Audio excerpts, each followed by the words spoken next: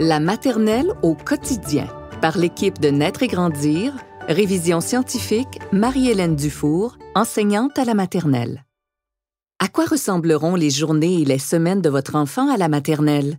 Voici un aperçu de ce qu'il va vivre au jour le jour, à l'école, avec ses amis. Le matin.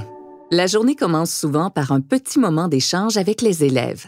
Par exemple, le lundi, l'enseignante ou l'enseignant peut leur demander de raconter ce qu'ils ont fait durant la fin de semaine. Cette causerie est généralement suivie d'une activité pour se dégourdir les jambes, comme une chanson avec des gestes ou une danse.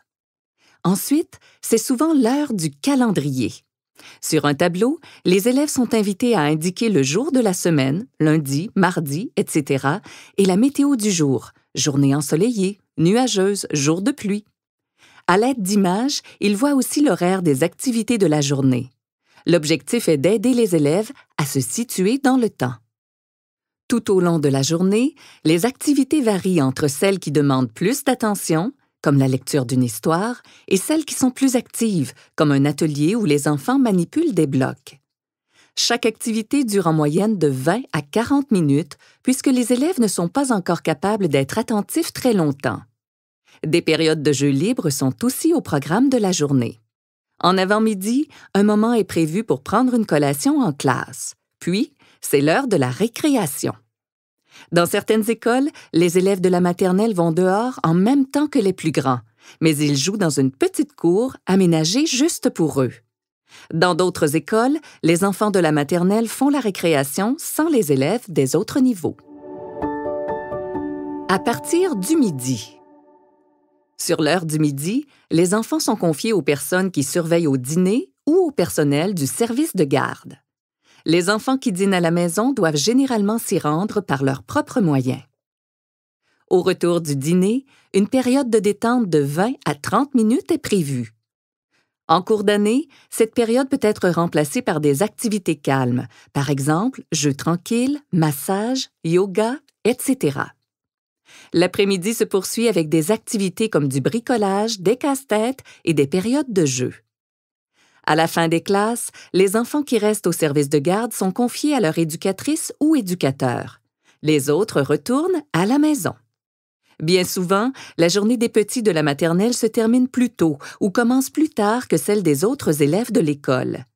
Les élèves de la maternelle ont en effet 23h30 de services éducatifs par semaine, comparativement à 25 heures pour les élèves du primaire. Une semaine à la maternelle. Les enfants passent la majorité de leur temps en classe avec leur enseignante ou enseignant. À l'occasion, ils vont à la bibliothèque de l'école pour choisir des livres ou au gymnase pour faire une activité. Les élèves ont aussi droit chaque semaine à 30 minutes d'activité avec une enseignante ou un enseignant spécialiste. Chaque école choisit à quelle spécialité donner cette période. La plupart l'accordent à l'éducation physique, mais parfois elle est partagée avec la musique. Des sorties peuvent également être organisées durant l'année, par exemple au musée, au théâtre ou dans un centre sportif.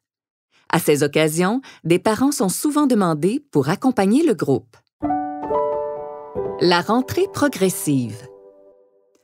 Pour que le passage à la maternelle se fasse en douceur, plusieurs écoles font une rentrée progressive.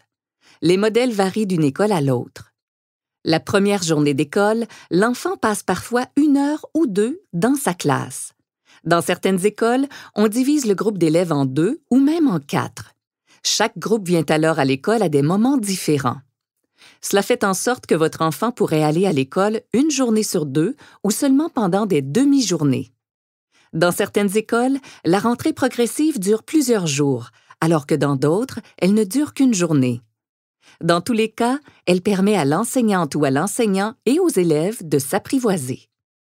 Cette situation pourrait compliquer votre emploi du temps, car vous devrez gérer un horaire particulier durant cette période. Certaines écoles ne font d'ailleurs plus de rentrée progressive pour cette raison, mais plusieurs la jugent encore nécessaire. Il est donc important de vous informer pour connaître l'horaire des premiers jours de classe de votre enfant et ainsi mieux vous organiser. Certaines écoles offrent un service de garde pour les petits de la maternelle durant la rentrée progressive, mais ce n'est pas toujours le cas. Vous pourriez donc devoir prendre congé, demander de l'aide à votre entourage ou faire garder votre enfant. À retenir.